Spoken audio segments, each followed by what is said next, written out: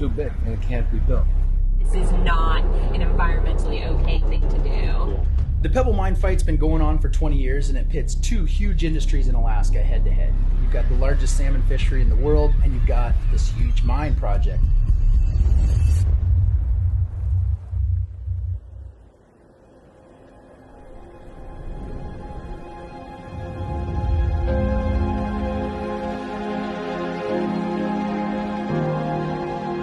A few months ago, I joined WWF in Southwest Alaska, an area that has one of the world's most productive marine ecosystems.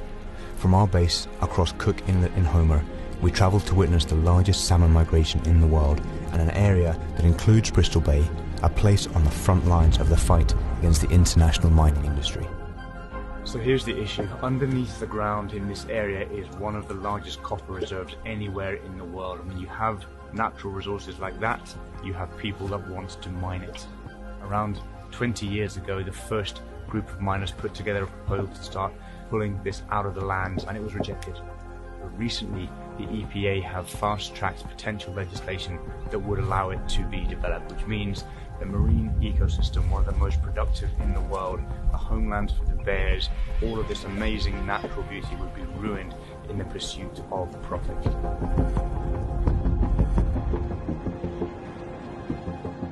Dave Applin, a senior program officer at WWF, has been working to help protect the region from the threats of industrial development for 15 years.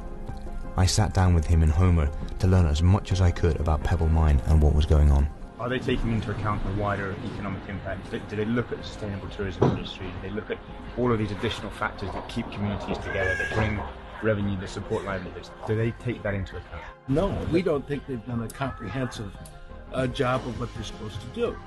The salmon feed the entire system.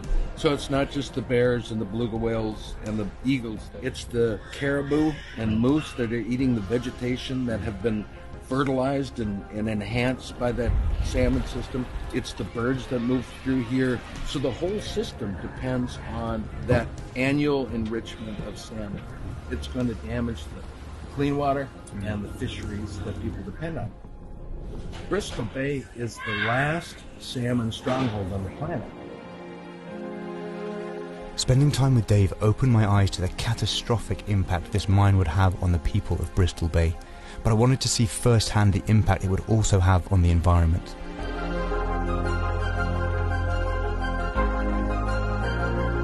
With the help of conservation expert Drew Hamilton, a man with more than a dozen years of experience observing and leading guided tours in the area, we planned a route to go and see these bears for ourselves.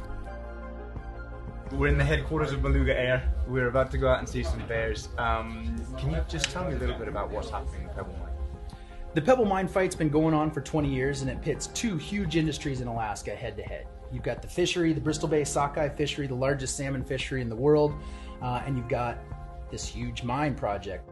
Now, the bears that we're going to see today, they're not always there. They follow seasonal food sources. Some might be on this side of the mountains, some might be on this side of the mountains. And if you're going to put a 38-mile road corridor that's going to bisect their home ranges, not only is it going to have a negative impact on the bears, it's going to have a negative impact on the homegrown bear viewing industry that's popped up here on the Kenai Peninsula. An hour's flight from our base in Homer, across some of Alaska's most spectacular coastline into Katmai National Park, was an area accessible only by seaplane.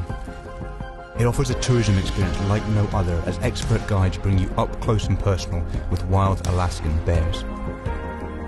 Tourism is yet another critical industry at risk from the development of Pebble Mine. Now, the most powerful part of this tourism development is that it employs over 500 Alaskans, and 75% of that revenue stays here in Alaska, which means local people can provide them for their families, as well as provide the conservation needed to look after these amazing animals.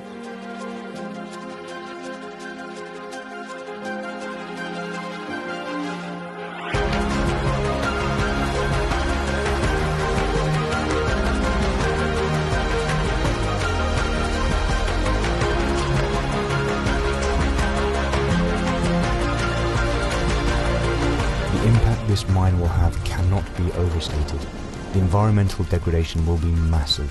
The fish, the bears, their ecosystem will be dramatically damaged and left vulnerable to the risks of catastrophic mining disasters that would destroy the wildlife, their habitats and people's livelihoods. But there is hope.